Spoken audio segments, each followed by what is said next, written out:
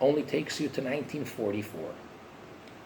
So, the letter that I wanted to study today, at least we'll start it, is one of the first letters in this whole series. It's in volume 1. It's letter number 14, which is on page 23. The date of the letter is Sunday, the 28th of Menachem of Tzadik Tes, 99, which would correspond to the Gregorian calendar secular year of August 13, 1939. So this is a letter dated Sunday, August 13, 1939. Paris, and he wrote this in Paris. He was in Paris at the time in 1939, and he's writing this letter. Now, you'll understand why I chose this letter. Much of it has to do with non-Jews, with the view of the Torah, especially of Hasidus, with the non-Jews, with the Bnei Noach. And as usual, for the sake of accuracy, or to be complete, I usually like to learn inside with you whatever the text that we're doing in its entirety, and to read it in the original and translate it. Now, the letters that he wrote prior to his becoming the official leader, many of them, especially if they're written to people that are extremely learned, are written in an almost cryptic way, almost in a code form, where just references, and you have to really be very learned or do a lot of legwork and pull out a lot of books and look up all these references and say, oh, that's what he means, that's what he means, that's what he means. That's his style. So this letter is written, Kvoid Haravagoin Varavachosis Vosivchosis Relakim Novoin Umaskel Vchulu Mohari Sheichya. Many titles, very honorable titles to the great rabbi, very wise, etc., etc., and it's written to a particular rabbi, Yerachmiel Binyaminson. Shalom uvracha. Peace and blessing. That's the traditional opening words of his letters. Ma'asher bazeh kabbalas michtavai. I hereby am acknowledging, receiving your letter. Actually, he writes it in third person in a respectful way, but in English, it doesn't sound normal to say, I'm acknowledging receiving his letter.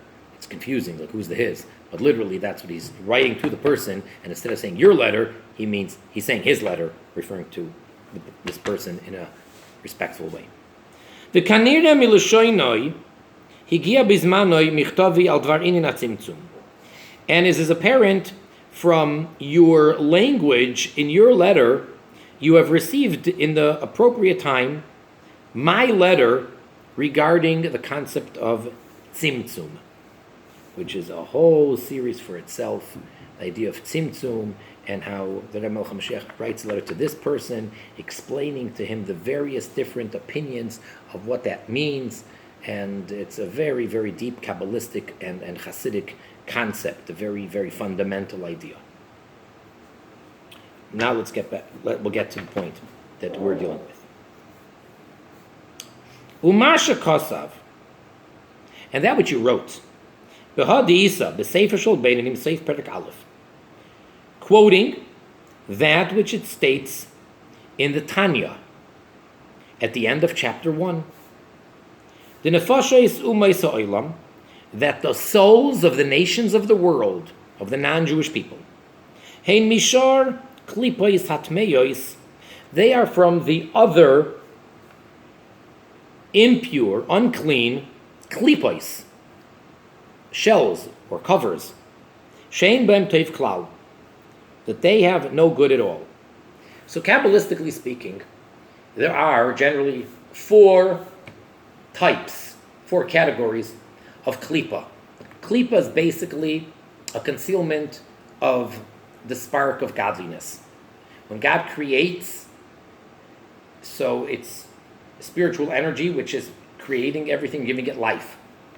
So in the physical, there are 4 types of spiritual concealments that make that entity or that created entity exist. The first 3 are the lowest ones, and they are impure. And they make everything which is bad and forbidden for the Jew exist. The 4th one is called klipas noiga. Noiga means to shine. So it's almost a contradiction in terms. Klipa means a shell or a peel, a concealment. Noiga means it shines. Meaning it's a klipa, but it doesn't totally conceal, and it's sort of neutral.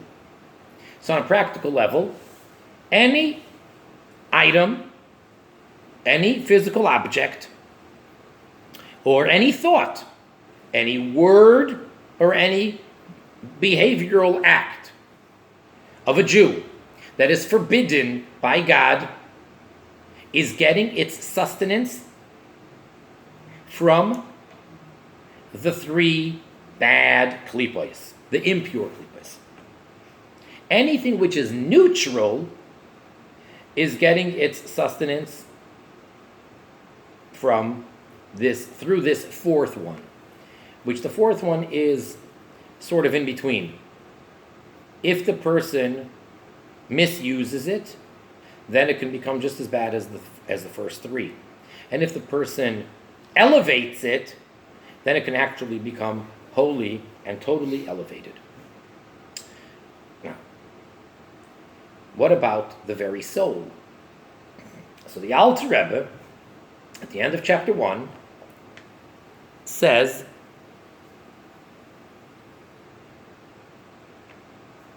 that the Jew has 2 souls, the godly soul and the animal soul, the natural soul.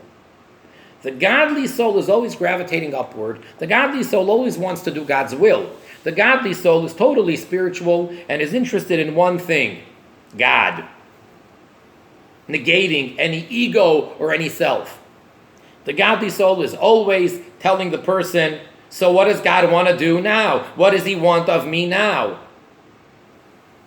The same human being, at the same time, the same person, has in him, in the same body, an animal soul, which is just like an animal. All of our natural, instinctive desires, which some of them are not even so pretty, some of them are quite disgusting. And the animal soul is basically telling the person all the time, so what do I want to do? What's in it for me? Let's have fun. Let's have pleasure. Let me indulge. Who cares about God? Forget about him. And they're at this constant tug of war. That's the description of the Jew. Then the Alter Rebbe says, towards the end of the chapter, but even this animal soul of the Jew is coming from this 4th klipa. So it's not all bad. Yes, it's animal. Yes, it's self-indulging. And basically, any negative trait that the person has is coming from that, some level of that energy. If the person is lazy, if the person is angry, if the person is lustful, any negative trait, it's all coming from there.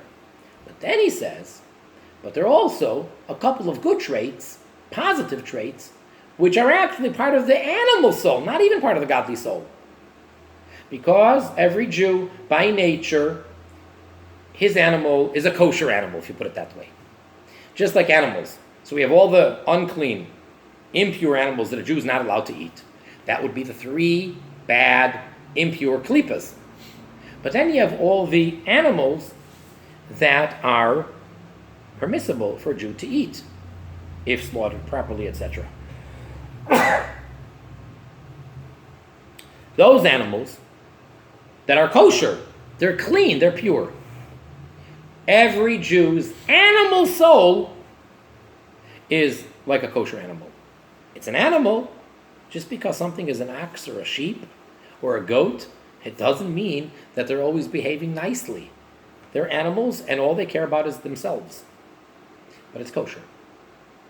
And then the Alter Rebbe concludes the chapter by saying that is not the case when it comes to the nations of the world, and everything that they do is selfish. Everything, even their good deeds, even their kindness, it's based on what the Talmud says, which is based on a verse. Everything that they do is all about self. They want to be self-righteous. And even when they're doing the right thing, and even when they're going above and beyond, and even when they're being extremely kind and charitable, at the end of the day, it's all about self. So, that's what the Alter Rebbe basically says in chapter 1 in Tanya. And this person's question is as follows.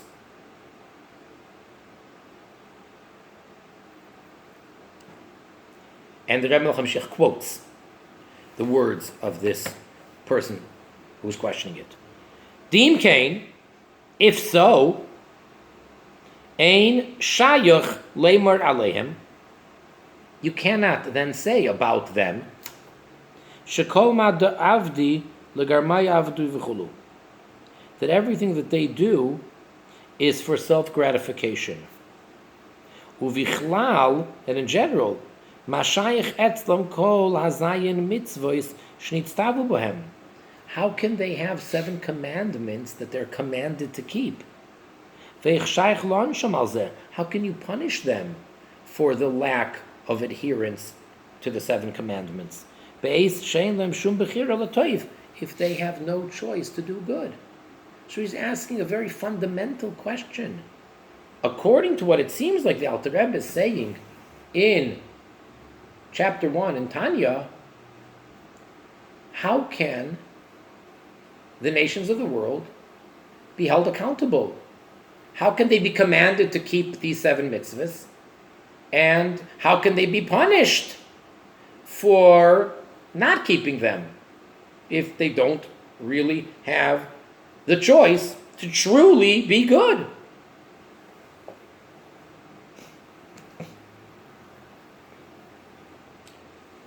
End of quote. And now the Rebbe Melcham Shech begins his answer. Hine, loy piresh dvarim kedei atzerich bishvili. You did not express yourself or clarify sufficiently for me. I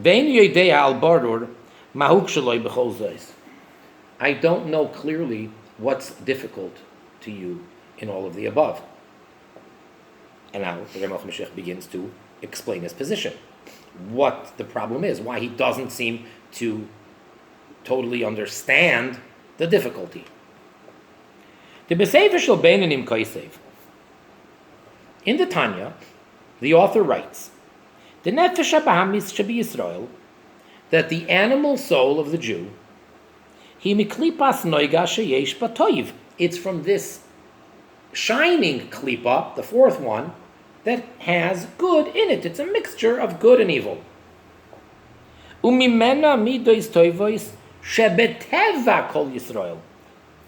And from it, from that animal soul, which has some good in it, comes the good, positive character traits that are naturally within every Jew, such as compassion.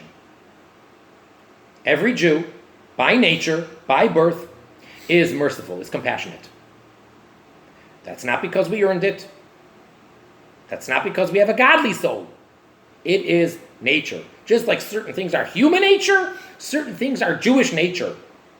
And one of them is compassion. It's absolutely natural within the Jewish person. Just like the nature of fire to leave the wick. Fire is always gravitating away, upwards, wants to get away from the wick. That's its nature. So it's like any other law of nature. The Jew, by nature, is compassionate. Masha'in kein umay sa'ilam, which is not the case with regards to the nations of the world. Sheheim mi klipois hatmeyois she'ein bohem toiv. That their soul comes from the impure klipois, the first three, which don't contain good in them. Ein shayich sheyeh bohem minyan hatoiv. It can't be that they have in them good, because their soul is coming from this place of bad. So by nature, they don't have good in their soul. Because we have a rule. The nature of the good one is to do good. Good, that's really an expression referring to God. The nature of good is to do good. That's what it means. So therefore, if the non-Jew's soul is from the klipa, which is completely impure and totally conceals over godliness, well then, that person who's getting his very life from that cannot have natural good. U'mesayim, but you conclude your question.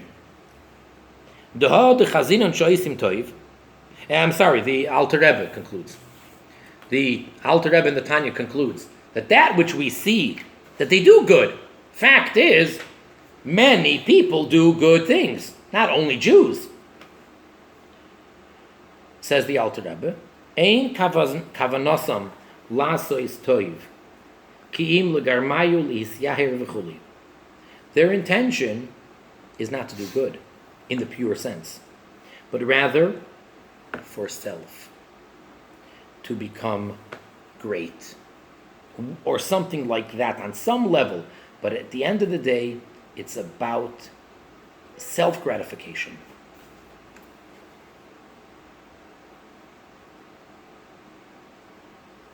For example, a classical example.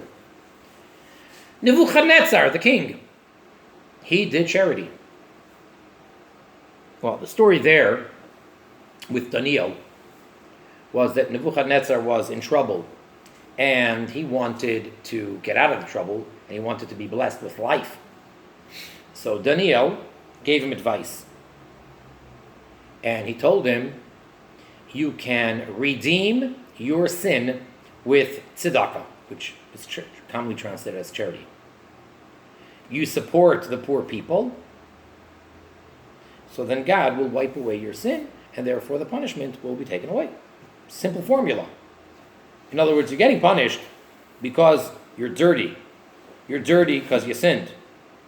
Okay? So if you clean it, no need for punishment. Very simple formula. And he told him it's tzedakah. So Nebuchadnezzar gave a great deal of charity. He supported a lot of poor Jews. Why did he do that? Because all of a sudden he became truly compassionate and he felt really bad for all these poor people? No. He did it for himself.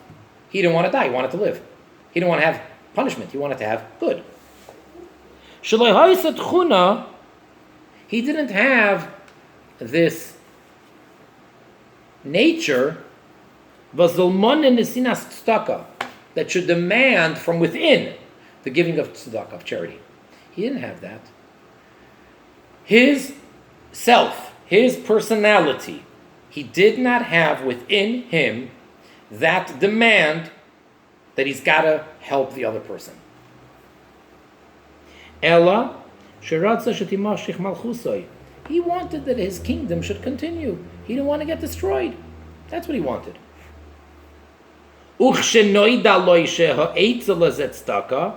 And when it became known to him that the way to do it is charity, he did charity. Vayin gamkin berashi safety ramaschil kan, bavavasri yudom beis. V'imalav mischarit. And then the Rebbe Mashiach tells this person to take a look in the classical commentary Rashi in the Talmud and tells him exactly where it is. And where Rashi says over there, and if not, he will regret it. Meaning that the Nebuchadnezzar, the non-Jew. So the Talmud says as follows. Talmud is discussing over here the mitzvah of tzedakah, and then it gets into the idea of the non-Jew, and it brings down the verse, and this is pretty much the basis of what the Alter Rebbe says in Tanya, that tzedakah, charity, will uplift the goy, which is referring to the Jew, the nation, the chesed le'umim, and the kindness of the nations of the world, the non-Jews, tzedakah. So, chatos, the kindness of the non-Jews is a sin. So Rashi says, on the words of the Gemara, of the Talmud, that there's a difference between a Jew and a non-Jew. Meaning, Jews have their intention heavenward. Whether he will live or whether he won't live. He does not second guess Hashem, God's attribute of strict judgment. In other words, if a Jew is in trouble and his life is at stake, and he is giving tzedakah in order to live. Sounds just like Nebuchadnezzar. What's the difference? So Rashi explains. The Jew, this is the nature of a Jew. The Jew, he's not going to ask questions or try to second guess or think that God is unfair. He, at the end of the day, will accept the judgment. He'd rather live. He'd rather have that be God's will. He'd rather like to think that he has the ability and he's got the formula to tweak the divine. Why not? If God chooses to give me the ability to maneuver things up there, fine. And if charity is going to do it, I'll give charity. But if the Jew lives, great. And if the Jew dies, at the end of the day, that's the will of God. However, but the non-Jew only gives it in order that he should see the success. And if not, if the end of the story is not a happy ending, mischaret, he is sorry. He's not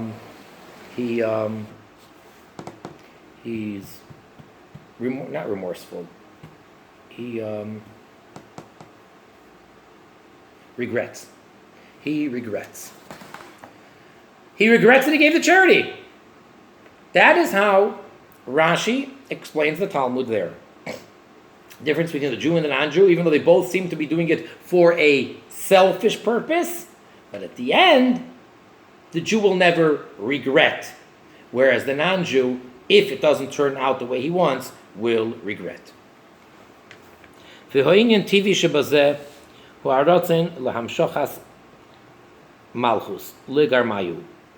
And therefore, the natural thing over here is to continue the governing, the kingship, meaning selfish. At the end of the day, Nebuchadnezzar was selfish.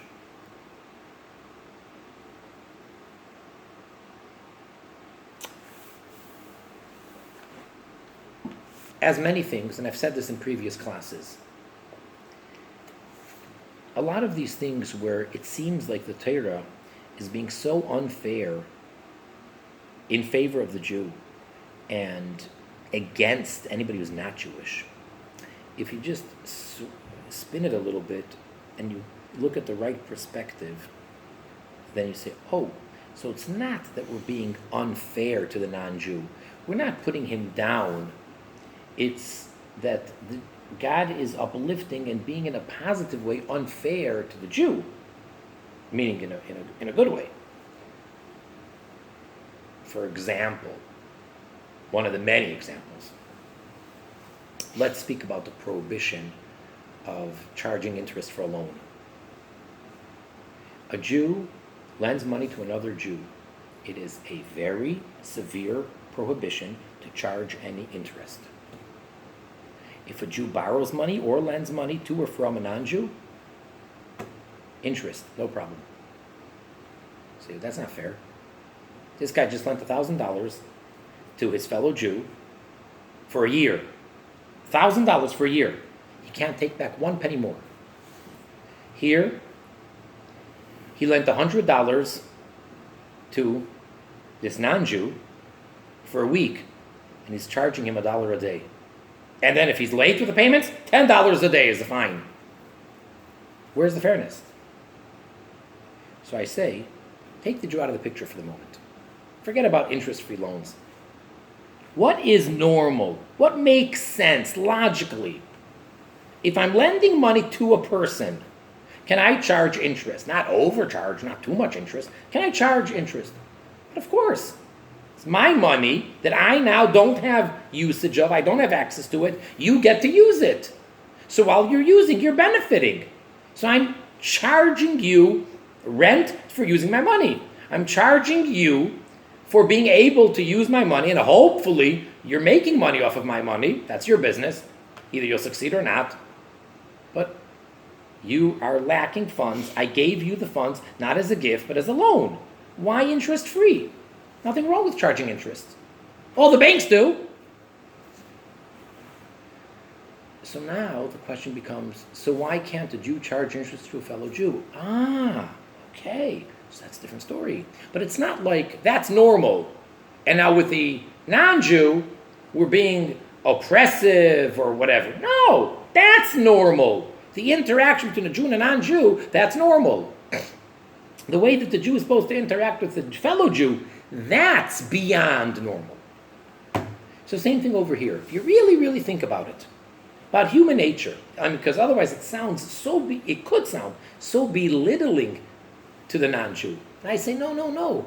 Take, for a moment, out of the picture, take the Jew out.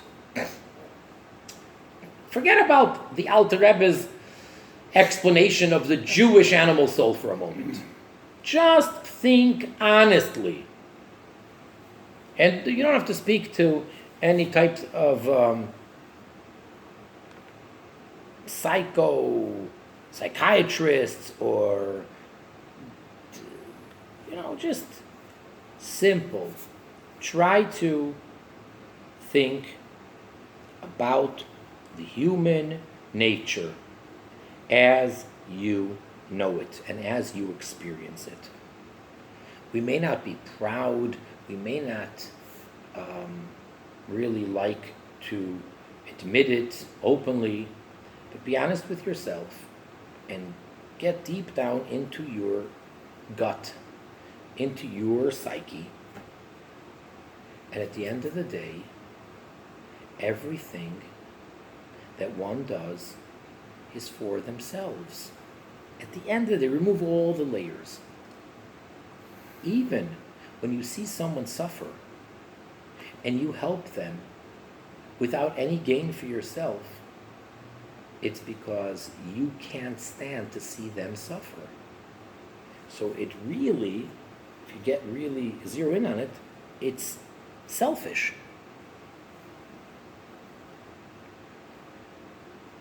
When you're hungry, you feel the hunger pains. You don't feel anyone else's hunger pains. When you hear in the news terrible things, and it really hurts you, and it hurts you to action. You make a donation, and you send money to all these suffering people, and that they should be able to get medicine and clothing, but you don't literally feel their pain. When your neighbor is hungry, you don't feel hunger. And if I really want to get, I guess it's philosophical or really get into it, you don't really love your spouse or your children or your parents. Sounds harsh. You love yourself. You love yourself. Your spouse is what makes you, on so many levels, feel good. Your children are your pride. What does pride mean? You're proud of your children. You're proud of them. They make you feel big. They make you feel happy. They make you feel good. So if you really, really zero in on it, of course it's all about self. Nobody is selfless. Unless you're not normal. That could be. But then we say just that the person is deranged, insane, or there's some imbalance, whatever level, whatever thing it is. But if a person does not need to be institutionalized, does not need to take any particular medication for a chemical imbalance, in other words, someone who is normal, in today's world, whatever that means, is selfish. Through and through, not just also selfish. Selfish. That's normal. That's every human being. Except for the Jew. So what the Alter Rebbe is saying in Tanya is very radical about the animal soul of the Jew. It's not really putting down the nations of the world. It's just stating the facts as they are. Now, we've really gone over our time. But, as a rule, I try, or at least, trying to stick to about an hour. But I would like to perhaps start the next paragraph. How are we doing on time? How much? Well, I think we've been over an hour. Over 15. Let's begin the next paragraph. We are now in the second paragraph on page 24 in Igros Kodesh, volume 1. Kein hatzivui de zayin mitzvos kiyumam v'hoinish alzeh. So too, the commandment of keeping the 7 laws and fulfilling them, and the punishment for transgressing. Harei l'choira ein leze shaychus l'toivera shebeteva hanefesh. Apparently, it doesn't have anything to do with the good and bad which is in the nature of the soul.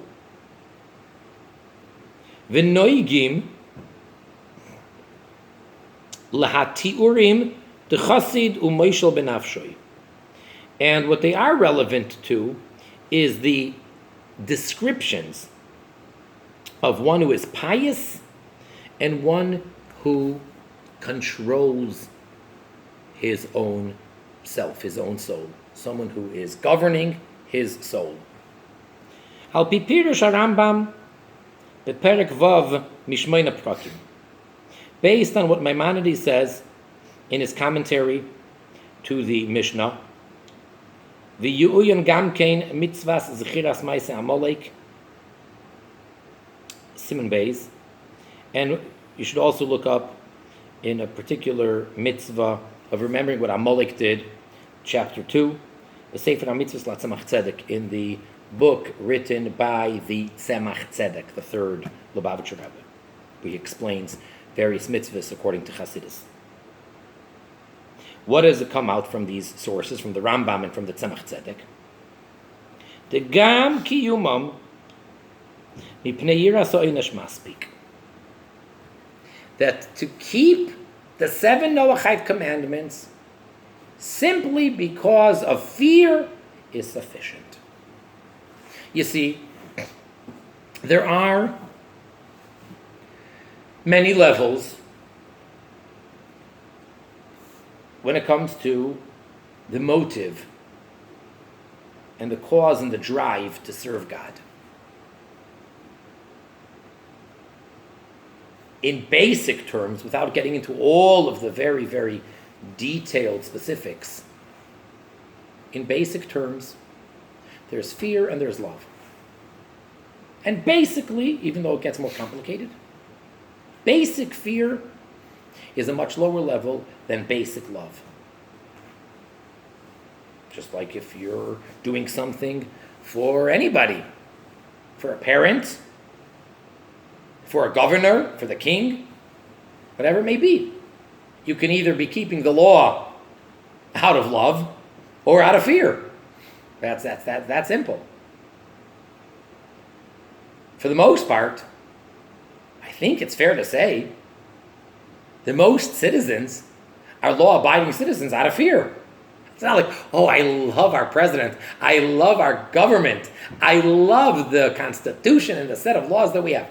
Yeah, I appreciate all the various different freedoms and the rights that we have, especially comparing our country to other countries. I get that. But it's not like we embrace all of these laws of paying taxes and all of the traffic laws and all of the laws of commerce and buy and sell. Oh, they make so much sense and I love them. No, I realize that they're necessary. And in order to have a healthy, functioning country and society, we need to adhere to these laws, and they're made for everyone's benefit. I would prefer if they didn't apply to me, they only apply to everybody else. Personally, I would like it if I could do whatever I want, and all the stop signs and all the red lights were for everybody else. And then somehow I can safely go through whatever I want. And the speed limit, that's for everybody besides me. Fact is, when I see the police officer, I slow down. Out of love? No, that's not love. So there's nothing wrong with doing things out of fear, but let's just clearly analyze what we're doing and what the motive is. So pretty much, we are animals of fear. Just like in the zoo, the animals do things out of fear. They don't want to get whipped. So we don't want to get the citation. We don't want to get sued. We don't want to get, etc. That's fear. Now again, putting the Jew on the side, the relationship between the Jew and God and between keeping his commandments, put that aside.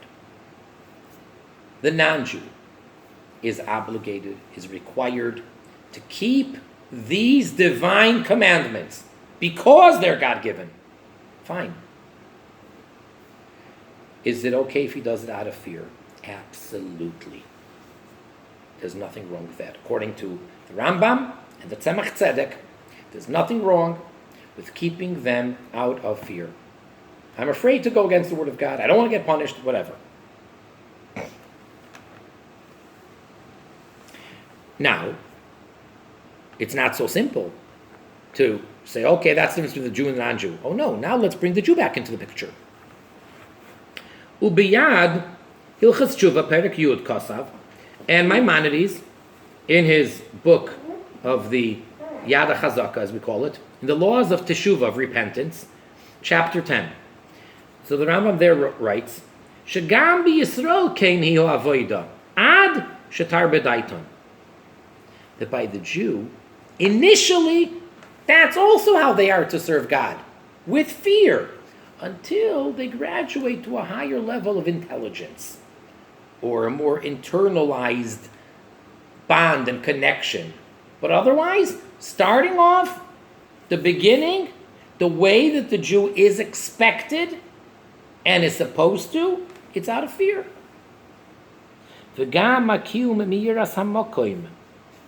And yes, to fulfill God's commandments out of fear. Ayin soitul amid aleph, amid aleph. Yiras Elokim ha'amur, Yirei Elokim ha'amur be'iyoi v'chulu, v'pir Rashi sham. U'b'vavasra tesvav beis, yeshem de'iyoi v'meumas ha'olam haya, chen mashma b'soitul yud aleph, aleph.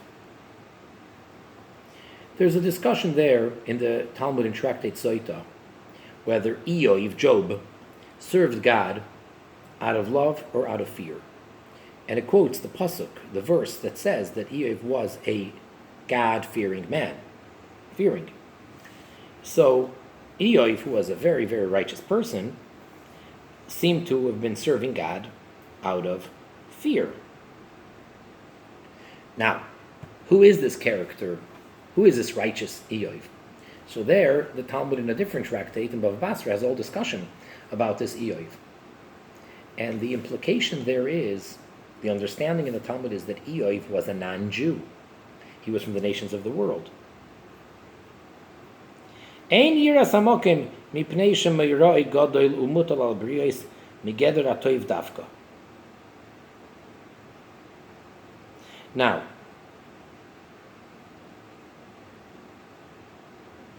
when we say fear, don't misunderstand it. It doesn't just mean because we're afraid to get zapped or because we're afraid of the citation or getting arrested or getting caught or whatever. The only thing is, the really bad nation is Amalek. Amalek stood for outright audacity against the word of God, which was not the case in the 7 nations of the Canaani, which we were to conquer when we came into the land of Canaan, the land of Israel. Ella, the teva ha'adam, human nature is, the ksheroya sarim rabim, when you see so many ministers, officers, mishtachavim lish echad, bowing down to one man, to the king, tipul olav ema v'chulu. Human nature is that will impress upon you fear. Maybe the more accurate English word would be awe or reverence, because I guess fear sounds like you're scared. Whereas as opposed to love, which is a certain feeling of closeness, ira, fear or reverence, is a feeling of distance. So you may have never met the king personally in your life. And now you're approaching the palace, or the king is right outside the palace, and you see all of these very important, high-ranking official officers, ministers of all sorts of various levels in the government, all bowing down with complete subservience to this one man. That immediately, by nature, imposes upon you a feeling of awe and reverence to that man. That's the fear we're talking about. As the verse states about God, who will not fear you, King of the nations?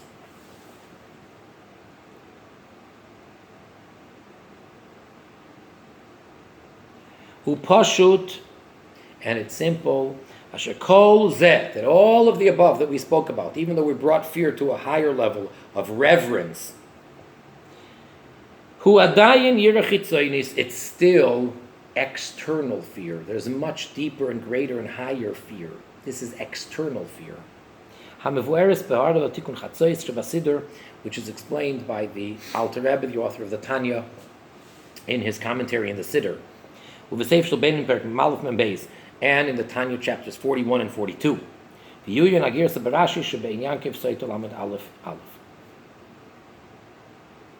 So, we're basically, the Rebbe Melech HaMashiach is clarifying how we view the non-Jew.